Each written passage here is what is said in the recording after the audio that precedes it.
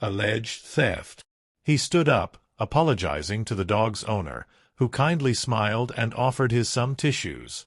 "Are you all right?" she asked, with extreme cordiality. Yes, thank you. I'm sorry." He limped away, thinking about the shiny red eyes of that young man, high and with white powder on his nose. Then he heard the girl's voice behind him. "Wait! You're Chester, aren't you?" He gazed at her. His eyes widened as if he had seen a ghost, and he immediately recognized her.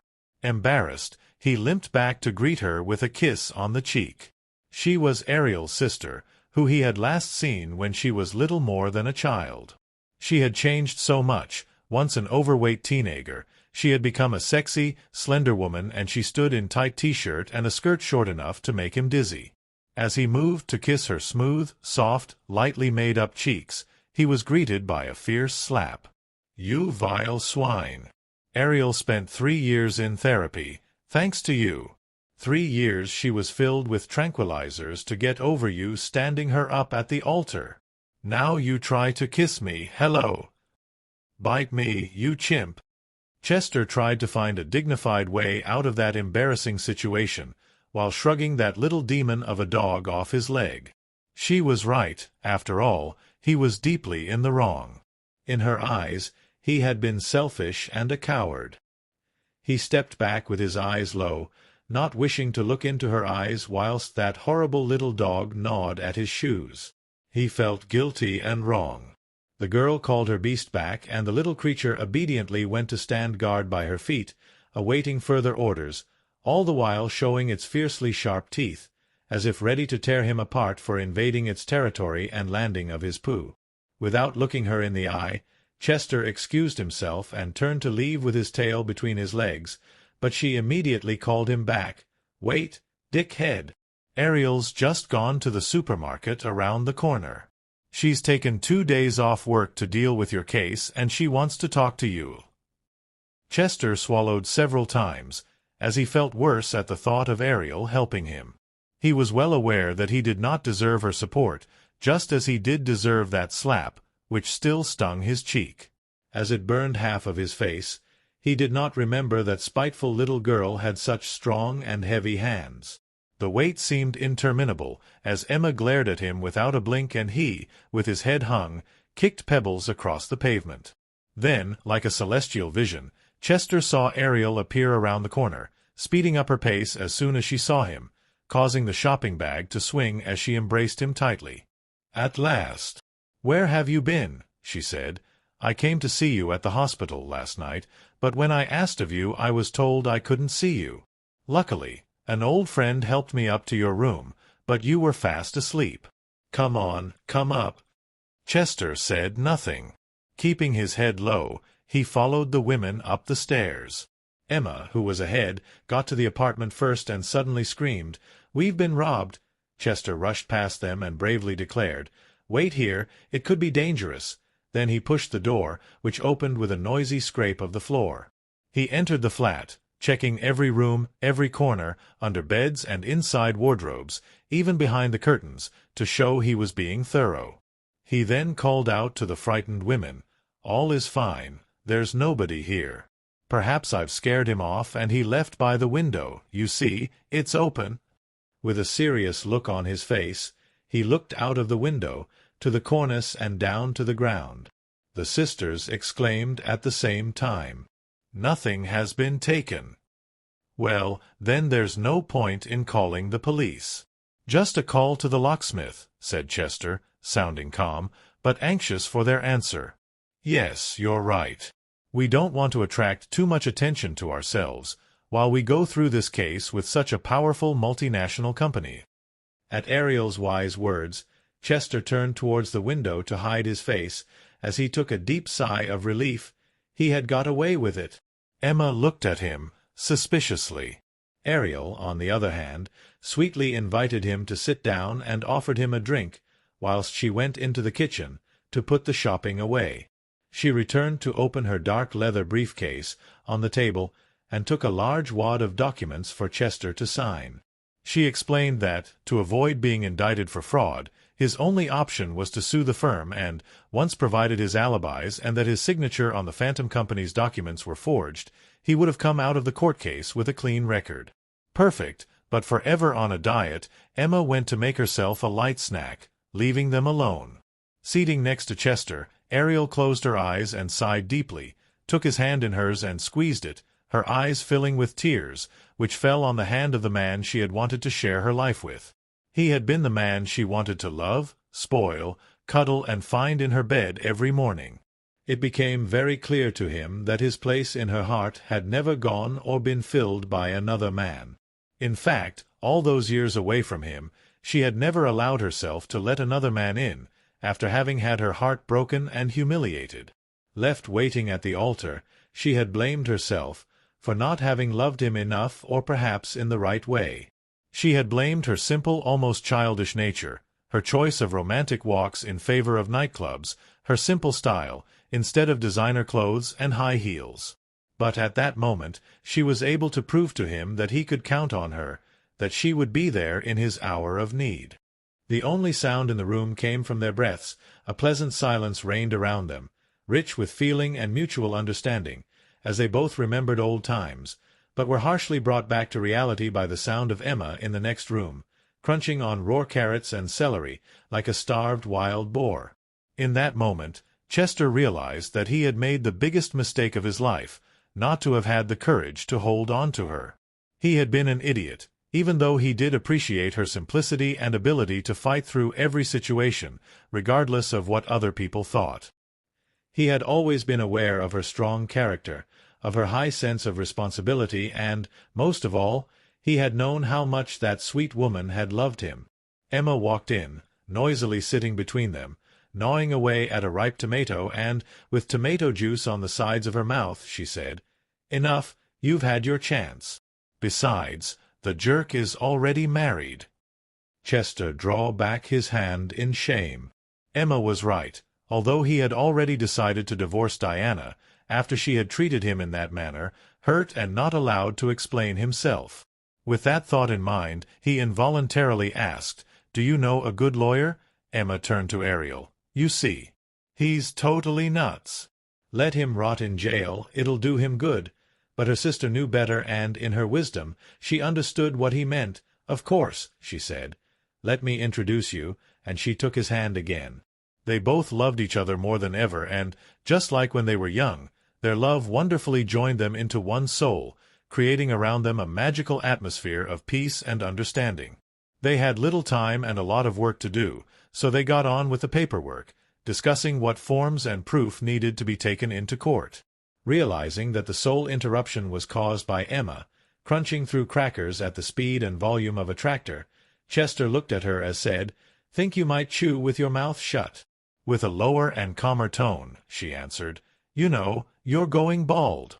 Your hairline in receding. Is it making space for your brain? Why didn't you show up to the wedding, Tin Man?" Chester took a deep breath and sighed. He knew that sooner or later he would have to answer that question, and he decided to get it over with. As he started to speak, he realized that Ariel had stopped breathing and was staring at him, wide-eyed, awaiting the answer she had been seeking for years, from friends, doctors, and medicines. "I wanted you safe, Ariel. Just like now, you must know your life is—" He was interrupted by a deafening noise, as the locksmith came in, pushing the door open. The man turned directly to the only other man there. "Good day. I see you're busy, so I'll get on with it. It'll take me 10 minutes to change the lock." Chester nodded as he watched Emma pull some snack bars out of her bag on the chair. Nervously shaking one of the packets, she snapped, "Come on, you useless git, talk. See these? They're not for me, you know. Talk and then we'll laugh." He had no clue what she meant, but he could tell that she was angry, very angry, and he was the reason. The old grandfather clock sounded a time which frightened Chester off his chair. He had to leave and go to Argo, who had ordered him to visit his office before evening. He did not wish to risk being late, after he had promised him that he would be left to rot in jail. Argo seemed the kind of man who always kept a promise. He bent down to whisper in Ariel's ear, "I have to go, but I will be back tonight. I'll explain everything then. Please, forgive me, you will understand." He kissed her on the cheek, but she was unable to return that kiss, as if hypnotized. She just nodded, as her eyes filled with tears. With his heart full of guilt, he left without another word, slowly stepping from the stairs onto the pavement, with Argo's business card in his hand. He hailed a taxi and, once inside and having instructed the driver, he counted the coins he had left. He had just about enough to pay the cab fare, get a burger and, perhaps, a cheap soda. Traffic flowed nicely. Oddly, not many cars were about, and he soon reached Argo's home. He found himself outside a beautiful 4-story mansion, immersed in nature, just outside the city. The gate was open, but remembering his recent experience with his father-in-law, Chester looked around very carefully, checking through the windows that nobody was waiting to shoot him dead. "Hi, Chester," he heard a voice in the distance. It was Aura, playing with a huge dog as she walked towards him. "Go in, Daddy's waiting for you." Chester walked in slowly, following Aura into the house. She led him up to the second floor, as he looked around. The decor was classic and understated, yet everything looked expensive, dark wood furniture handmade by skilled carpenters. Ceilings over 6 meters high gave the house the feeling of a sacred place. He had only seen ceilings so high and rooms so wide in churches. Arriving at Headcrusher's study, he realized that this was a very different office from the one at the hospital. It was sober, with beautiful cherry wood floors. He felt almost compelled to take off his shoes, so as not to soil it. The walls were of an ivory shade of white.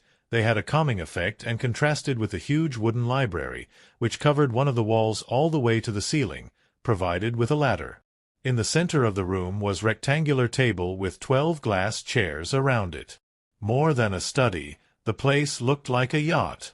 Argo sat opposite Chester, with his head lowered, in front of a portable computer. He did not acknowledge his arrival. He did not even glance in his direction, but Chester noticed one of his fingers signaling him to sit down. Aura showed him to his seat, then patted him on the back the way one might with a dog, then left the room, singing, and closed the door behind herself. "Yes, okay. See you later." Argo was on a video call, then raised his head and, moving the computer to one side, looked straight into Chester's eyes. "There's no point in lying. Not telling you the truth would just be a waste of time. You have seen for yourself that some things are beyond the boundaries of your current understanding." Opening the conversation in this way, he made it clear that he had not been expecting Chester for a final session, but for a different reason. Argo stood up, imposing and handsome. Then, approaching some photographs on a wall, he showed them to Chester, who had not noticed them yet. He noticed one photo in particular, of a couple on a beach. They looked like Argo and the old nurse with the bright lipstick, who had changed his dressings. Argo explained that, in his youth, soon after his successful graduation, he had been chosen to join a team, led by one of his teachers, whose project was to build a time machine, based on ancient manuscripts found in recent years by 2 archaeologists, who had then disappeared, without a trace. The instructions for the machine were written on a canvas dating earlier than the birth of Christ and seemed to belong to another race. The cave in which the text was found had graffiti all over its walls, written by an intelligent race, but they also made it very clear that those beings looked very different from humans. They had lived on our planet many centuries in our past, but only as a stopgap in their journey to another planet. Experiments had been successful, but travelers would return changed. Argo's job and that of his professor had been to find out what had happened to them, what they had seen, which era they had visited, but especially what world they had been in. Some of them, under hypnosis, had revealed that they had been somewhere deserted, where everything had been burned to the ground by a great war, recently enough for the ruins to still be smoking. Others returned wounded and told that they had landed in the midst of conflict between humans and an alien race. Others still described a beautiful place, enchanting, similar to descriptions of paradise. But all of their stories shared a fact: on their return through the temporal tunnel, something grabbed them internally, partially removing the memory of where they had been and what they had done. A woman, in particular, had said she found herself in a forest, on a planet illuminated by 3 suns and 3 moons at the same time, where she had been welcomed by people like us, but taller, with very pale skin and long, silver hair. They gave her information to pass on to the leaders of her planet. Chester listened in silence, frozen by what he heard. He had always believed that we could not be the only intelligent beings across the myriads of planets in the universe, but receiving such information from a man of authority, such as Argo, alarmed him. He knew that those who knew too much usually got killed. As he spoke, Argo paced around the room and walked up to the young man. He put his big, heavy hands on his shoulders and said, "Many never came back." Chester thought that his time had come, expecting his neck to be crushed there and then, but instead Argo carried on talking and Chester relaxed with a deep breath. He carried on, saying that the temporal portals would open, creating a bubble of energy about 10 meters in diameter, and the cameras attached to the backpacks of the volunteers captured images of where those poor lads went for a few seconds in real time. The scientists did a lot of guesswork, not sure where or when the portals would lead to. Some ended up inside pipeworks, inside walls or steel girders, whilst others found themselves in situations so macabre that Argo avoided describing them. Huge funding was needed to fix the portal, but as the project was kept as a secret by the army, no public funding could be applied for. Questions would have been asked when such large amounts of money were requested, and no answers could have been provided. In those days, the president of a new company had needed some favors to secure some contracts and, in exchange, a large percentage of profits would be invested into the project. One day, that president volunteered for a voyage in time himself, obsessed by his future and what destiny had reserved for him. With new funds and research, the portal had grown safer and more reliable, more often than not allowing volunteers to return in roughly the same state in which they had left. The new rules laid down by the head of research stated that, on their return, all voyagers had to be put through bacterial disinfection, blood tests, and a therapy session with Argo's professor. The president spoke of many things he had seen, including that a young man would be responsible for the destruction of his company and his death. He never revealed the reasons behind the young man's actions, although he had known them very well, but he had promised himself he would have found the boy's father and stopped him from allowing his birth. Argo bent over to whisper in Chester's ear, "You are that father?" Chester stared into space. His breath stopped and his arms fell heavily at his sides. Now everything was clear. The day of his first wedding, some men in black hoods had broken into his home, just as he was getting into the suit he had collected from the tailor hours earlier. They had knocked the door down, surrounded him and, as he tried to escape them, and they had knocked him unconscious with a gunstock. He had woken up hours later in a hut, somewhere on a mountain top.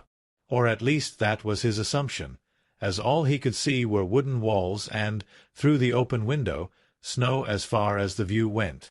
The man who he assumed was the leader of the gang still had his head covered and, waving a long knife, he said harshly that, should he marry Ariel, he would have gone after him, killed Ariel, her sister, and their parents.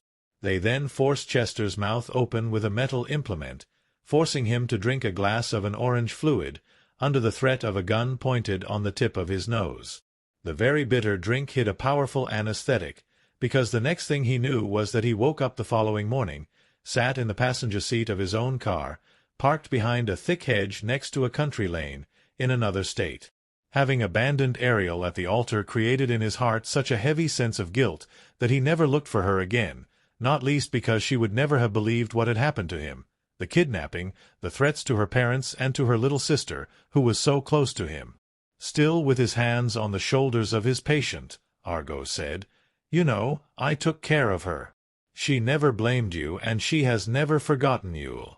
Argo returned to his black leather armchair, explaining that he had to seek the support of his political connections to have her as his patient, because the rich and powerful president of a multinational company had tried his best to have her confined into one of the medical centers in his possession. The plan had been to cause her to lose her mind and instigate her to commit suicide, so that she could no longer constitute a threat to him and to his business. Argo had welcomed Has like a daughter, prescribing treatments administered by himself, making sure that what she actually took were pills of sugar and chamomile, nothing more. This was to make investigators believe that things were working according to plan. Those men often came to him, disguised as patients or false salesmen, to report back to the president that that poor girl was being duly intoxicated with all sorts of drugs, oblivious that the worst danger Ariel was in was the rotting of her teeth, with all the sugar she was given to chew. He had welcomed her into his home, often, when she was going through the roughest patches. She would stay over for days.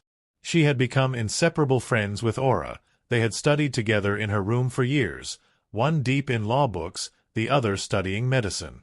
Chester suddenly blushed at the memory of his behavior in hospital, where he had groped Aura several times, in an attempt to pass for a madman.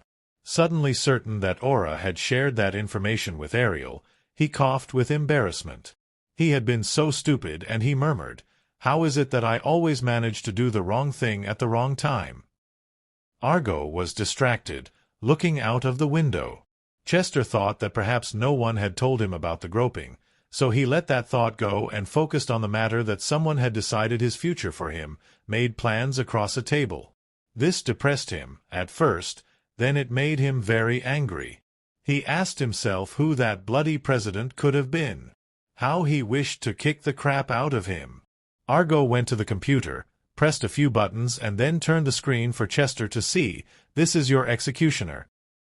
He did not want to believe his eyes and could not believe that he had shared everything with that person, eaten at the same table, worked in the same building, for the same firm, and even laughed with him about incompetent people they had made redundant. It was his father-in-law. He finally understood why he had been waiting with a gun, the day that Chester had gone to clear matters with Diana. He was aware that his plan to keep Chester and Ariel apart had failed, and, left to his last resorts, he had tried to kill him. Returning by his side, Head Crusher said, "Only you can discover the reason why this man is so afraid of your son." Chester could not find a connection.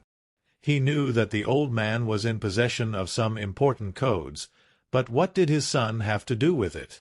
And what son, anyway? All the rare occasions of intimacy, Diana had used all sorts of contraceptives to scrupulously avoid getting pregnant. More often than not, she used the best one of all. "I'm tired, my head hurts," she would say. He was fed up. Thousands of thoughts stuck in his head turned into images in quick succession, passing across his mental vision like a film at the cinema, except that the film was his life. "Now go, I have friends to see. Friends who will support your legal case. Ariel will be shocked by the amount of money you'll be owed by the company when we're through." And he added, "If you need to talk more, you'll always be welcome."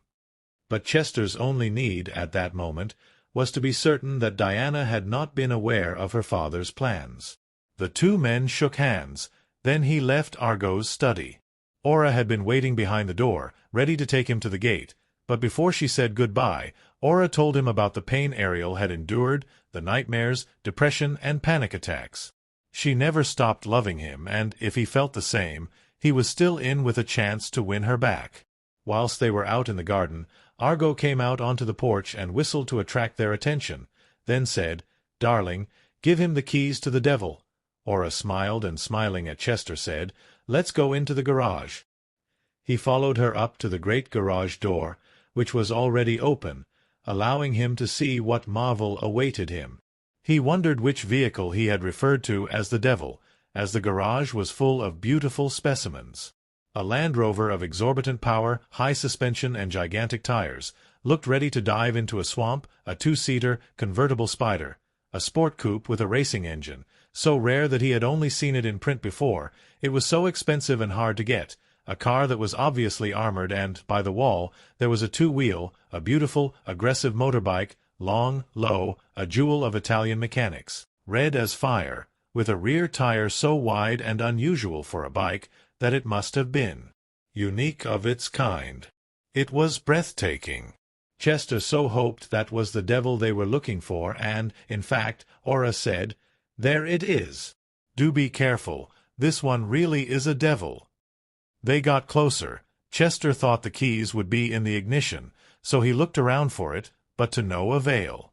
Aura stood there, laughing her head off, amused by her friend's ignorance. From a plastic envelope kept on a high shelf, she took a key and put it in his pocket, saying, "Now you have the keys." Chester grabbed the helmet from off the tank, then sitting with his hands on the handlebars, he exclaimed, "Wow! What a monster!" He felt comfortable, as if the bike had been designed for him.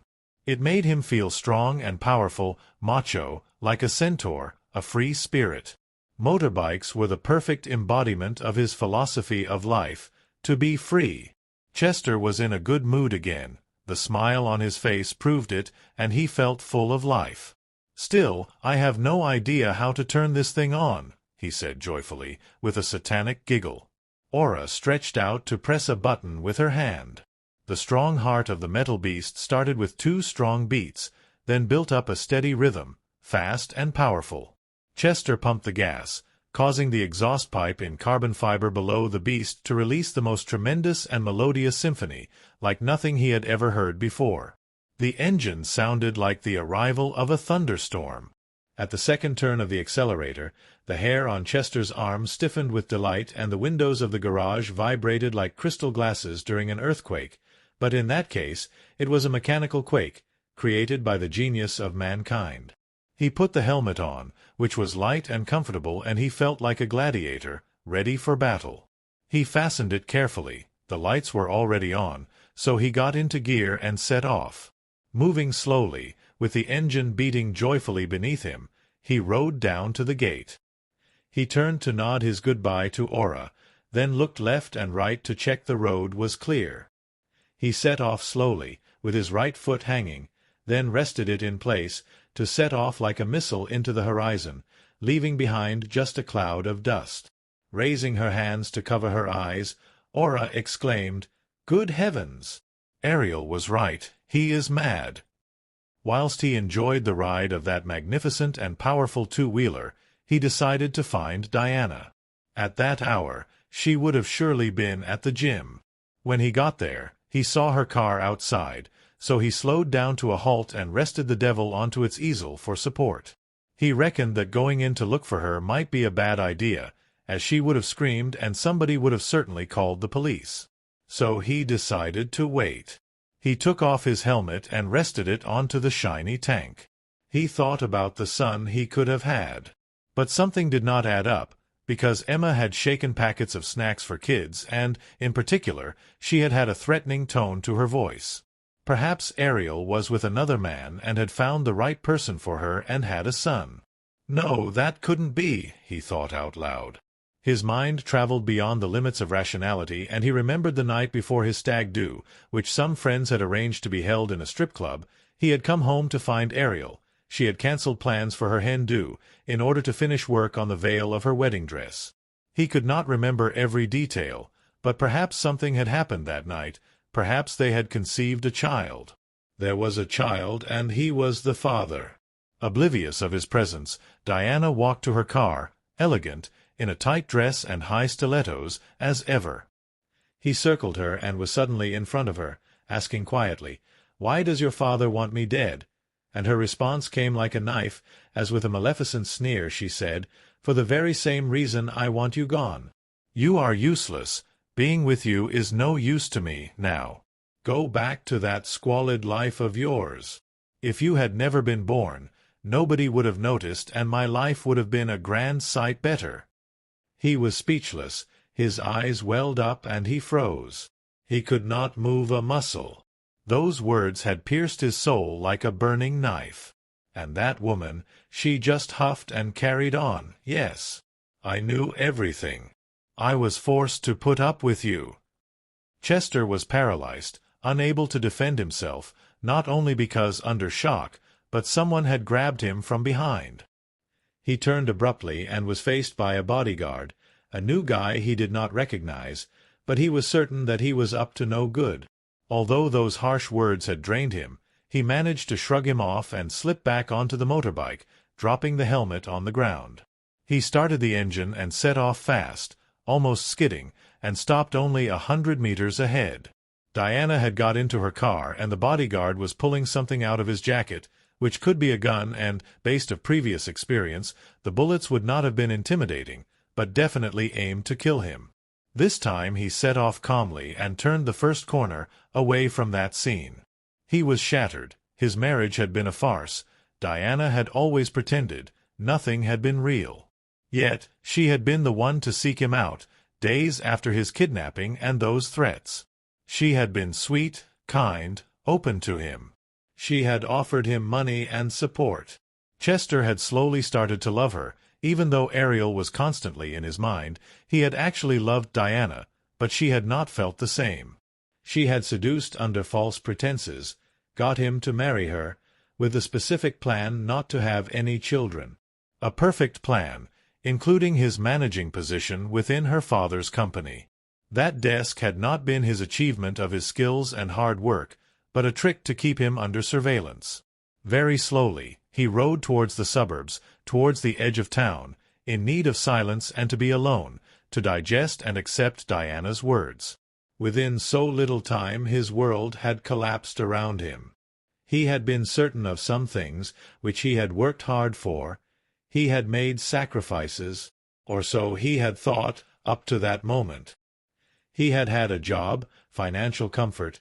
Every month he had been safe in the knowledge that a salary would have been paid into his bank account. He had had a wife, even though most nights she had coldly wished him good night with a pat on the shoulder and turned her back to him. He had felt happy that he was not alone. When she was asleep and would not notice, he had searched for her feet with his own, and that warmth had made him feel safe. It had kept at bay all the nightmares of a sad and solitary childhood. Riding a motorbike was particularly soothing to him. It helped his thoughts, ideas, and memories flow fast and clear in his mind. Some people find self-assurance in expensive clothes. They find solace in shopping for expensive items they will never use, or by having wild sex, sometimes even paying for it, or they buy unusual stuff to appear and feel different from the masses. Not him. Chester only felt himself when on the back of a motorbike. There is a theory that negative electromagnetic energy created in excess by the human body, when under stress, if the person sits upon the cold metal of a motorbike, the vehicle will absorb that energy. That theory worked perfectly for Chester. A half-hour ride was enough to release him from that evil energy. He felt recharged and free from all negativity and physical pain. He had named this mysterious phenomenon steel therapy. He was far from the city, about a kilometer from the nearest urban location. He had reached a hill with no buildings, but lots of farm animals. He loved places like that, at one with nature, far from computers, email, and any electronic distraction. He chose a green spot with the main road on one side, and, as he turned off the engine, nature's symphony took over his senses.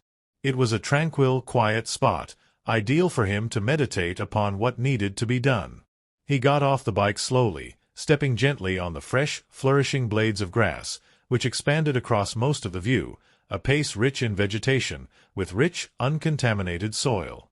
A particularly gentle breeze brushed his face, inducing him to close his eyes, momentarily clearing his mind of every thought. He saw a trough nearby and a few sheep lapping at the water. He moved gingerly towards those creatures, trying not to disturb them, so that he could dip his hands in and freshen up his face with that cool, clear water. Diana's words were still stinging, but he was slowly beginning to accept the course of events, and, in a moment of positivity brought on by that magical place, he even thought that perhaps things had worked out for the best. He had actually been lucky to run into Ariel that rainy night, when he had helped her. Thanks to her, that pretense, that false marriage had come to an end, and he could start again, from scratch. But this time he would follow his heart and not choose his woman based on the figures in her bank account. He would listen to his feelings, the real and pure ones, those that vibrate inside your gut like butterflies. He was certain that no threat could ever scare him off again. He would die before listening to men in masks. He dried his hands on his trousers, like he would as a boy, which Diana had always forbid him to do, calling him a child. He realized that he actually loved acting like a child.